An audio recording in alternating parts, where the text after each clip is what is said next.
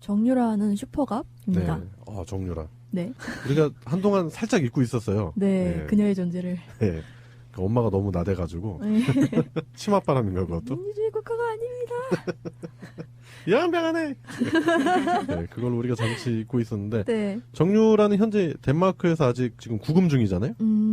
그 정유라와 관련해서 삼성전자의 지원에 관한 또 내용이 나왔어요. 네, 그러니까 이제 조금 줄을 세워서 보자면 2015년 12월에 정유라에 대한 특별 지원 취재가 시작됐어요. 그러니까 갑자기 뭔가 똥줄이 타기 시작한 삼성과 승마협이 대책회의를 하기에 이르릅니다. 네. 거기만 보더라도 일단 삼성과 승마협회가 뭔가 연관이 있다라는 거네요. 당연하죠. 갑자기 취재하는데 지들끼리 대책회의 할 일이 뭐가 있겠어요. 그렇죠. 네, 근데 대책회의 내용이 훨씬 더 가관인 게 이게 탄론할까봐 무서워하긴 했지만 지원 중단이 되면 자신들한테 끼칠 악영향이 더 무서워서 지원을 계속하기로 결정을 했습니다. 야, 진짜 네. 삼성도 고민 많이 했겠네. 정말 이거 보니까 끈 떨어지는 갓 같은데 네. 그렇다고 당장 갓을 내팽겨칠 수는 없고. 그죠. 네. 야, 고민 많이 했겠네. 이 대책회의 문건에서 언급되는 그 살시도라는 말이 있는데요. 네. 이게 2015년 10월에 삼성이 7억 5천을 주고 이 말을 구입을 합니다. 야. 네, 좀 큰 회사에서 구입을 했어요. 그래서 기록이 남았어요. 네, 그리고 11월에 이제 보험료 8천만 원을 독일에 송금합니다. 말 보험료요? 네, 야. 그렇죠. 네. 진짜 돈 없는 사람들은 말 못하는구나. 그러니까 도합 벌써 8억 3천이네요.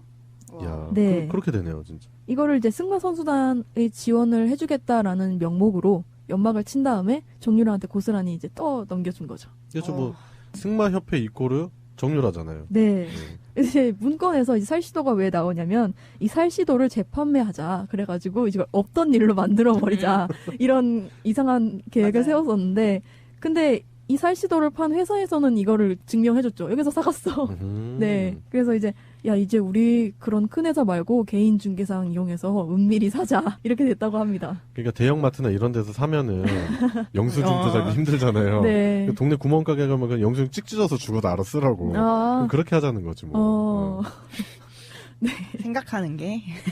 사실 삼성이 정유라에 대한 지원을 포기할 수가 없는 게 결국에는 이제 이재용이 경영권을 승계 받느냐 아니냐의 문제가 달렸기 때문이잖아요. 그렇죠. 근데 지금 녹음을 하고 있는 오늘이 2월 16일인가요? 네. 네, 2월 16일 오후 6시쯤에 이제 이재용 영장 심사가 종료가 됐습니다. 예. 네. 이재용을 구속하는데 너무 많은 시간이 걸린 관계로 끝내 그 결과를 보지 못하고 녹음하였습니다. 청취자님들의 양해 바랍니다.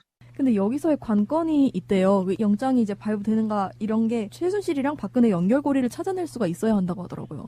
이게 관건인데 이 말 얘기를 들어보면 뭔가 이렇게 연결이 되는 듯한 느낌이 들죠. 그죠, 네. 그죠. 그냥 심플하게 설명하면은 삼성에서 승마협회를 통해서 정유라를 지원했고 네. 정유라는 최순실의 혜택을 딸이고. 받았고 최순실의 딸이고. 네. 그럼 최순실은 박근혜랑 돈독한 사이인데 그럼 박근혜가 삼성이나 아니면 삼성 관련한 그쵸. 삼성에게 좋은 영향을 줄 수 있는 국가기관 그쪽에다 전화를 하는 게 비상식적인가요? 되게 상식적이지 않아요? 굉장히 상식적인 고리죠. 사실 네. 최순실이 아무것도 아닌 그냥 사람이라면 굳이 그녀의 딸을 지원해줄 필요가 없으니까요. 네.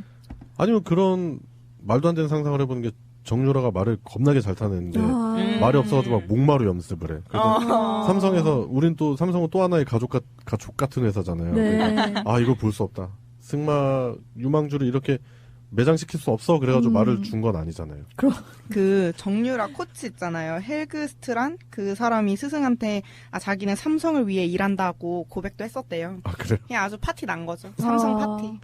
삼성과 말의 파티. 그러니까 쩐주는 삼성이고 그죠. 걔네들이 푼 돈으로 즐기는 사람들이 여러 있었다. 와. 이 사람도 자기는 절대 삼성이랑 관련 없다고 막 얘기했었잖아요. 근데 얼마 전에 기사 난 거 보니까 스승한테 그런 식의 얘기를 했다고 증언이 나왔더라고요. 아유, 선생님한테 아주 그냥 자랑질을 그죠. 할 정도의 그런 가문의 영광이었나 보네. 그죠. 삼성을 위해 일한다는 게 뭐 삼성에서 돈 그냥 말만 하면 다 대주니까. 그 연결고리라고 말씀하셔서 그게 중요한 부분이 그 회의를 했다고 하셨잖아요.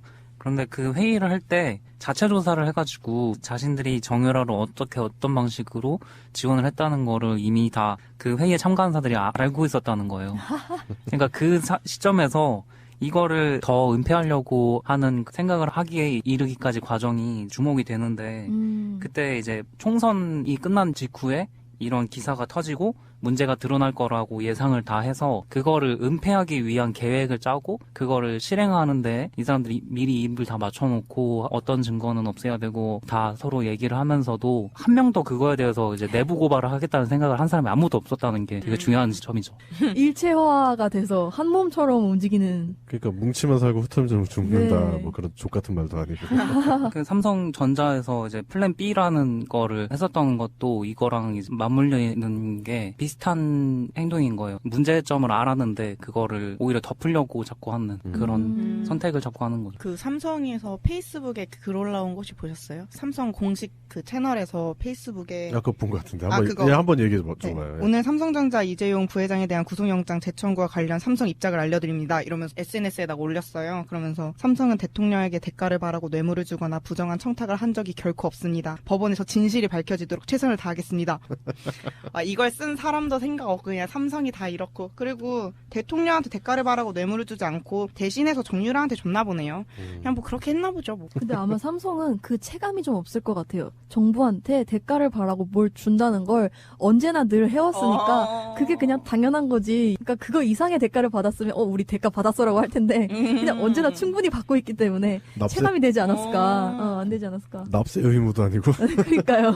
억울해서 SNS에다까지 이렇게 글을 써주실 줄은 몰랐는데 그 뭐 SNS에다가 우리가 잘못했습니다라고 쓸 놈들은 아니잖아요. 그냥 아무 말도 안 하는 게 차라리 이미지 관리에 좋지 않았을까. 그 정유라도 페이스북으로 시작된 거잖아요, 거의. 네. 페이스북에 니네 부모를 원망해 이러면서 있는 우리 부모한테 감나라 배나라 하지 말고 막 이랬잖아요. 네. 그러니까 SNS로 굉장히 흥망하는구나 뭐 이런 생각도 했어요. 예, 과거에 맨체스터 유나이티드의 퍼거슨 감독이 그 얘기를 했었죠. 인생에 가장 쓸데없는 짓은 뭐 SNS다? 네. 뭐 이런 거. 예. 그 말이 갑자기 기억이 나네요.